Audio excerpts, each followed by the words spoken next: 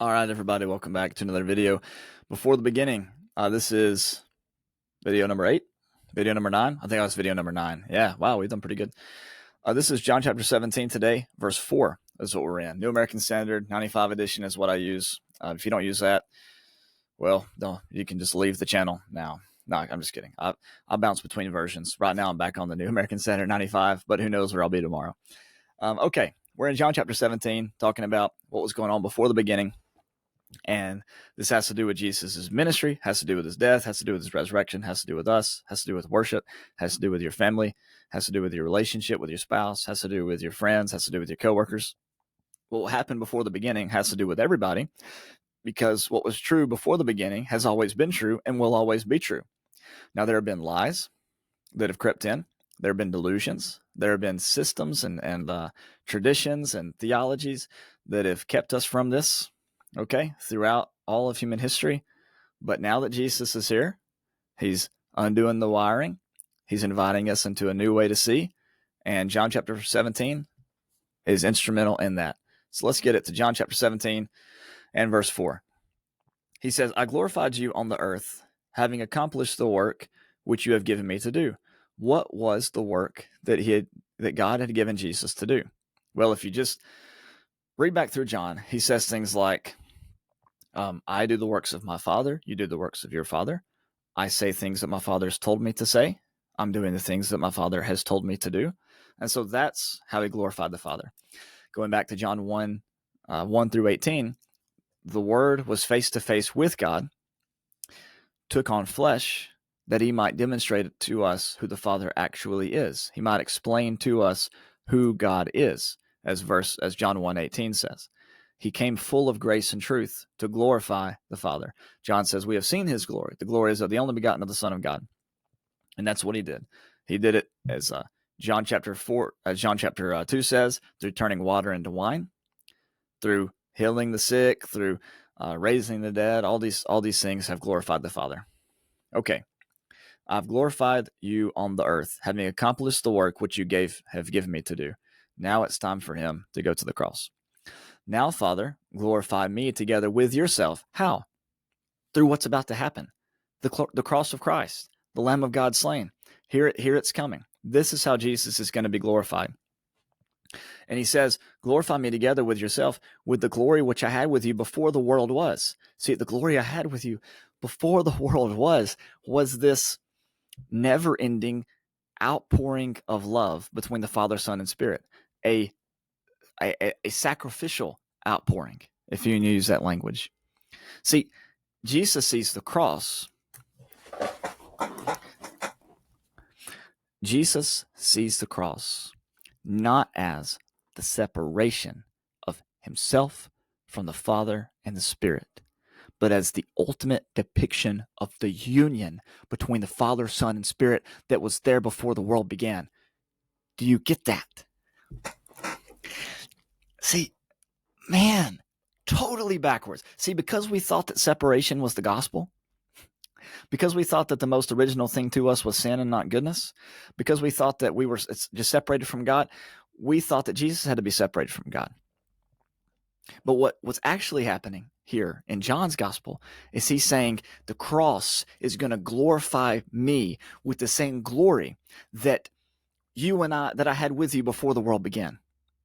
In other words, God, the Father, these last 16 chapters have been really good. I've been able to walk in you. I've been in you. You've been in me. We've been healing people. We've been teaching people. We've been showing people who you really are. But what I long for, God, is to be glorified with you with the glory that I had before the foundation of the world. And the only way that's going to happen is if I get on that cross. Because the cross is not the separation of the Father, Son, and Spirit. It's the union of the Father, Son, and Spirit. It's the perfect picture of who the Father is. It's the perfect explanation of the Father. The Father did not leave Jesus and abandon Jesus on the cross. That's the perfect picture of the Father's glory. It's on the cross. Man, that is the Father's nature and character from Hebrews chapter 1 through 3. That's it right there. And that's what Jesus is longing for. He's like, man, this has been good. we've done a good job so far. We've made your name known, but let's make it known, man. Let's really make it known, as he's going to say in the end of the chapter. And that comes through the glory of the cross.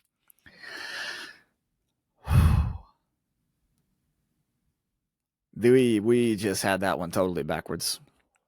And that's what he says. That's what he's going to get on and say here.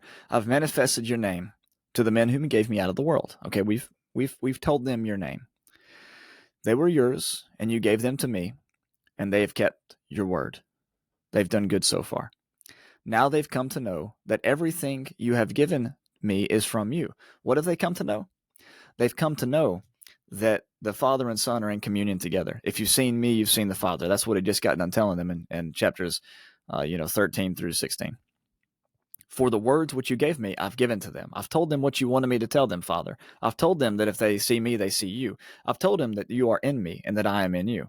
I've explained this to them. And if they want to love you, then they should love each other, because that's how this whole thing operates, okay?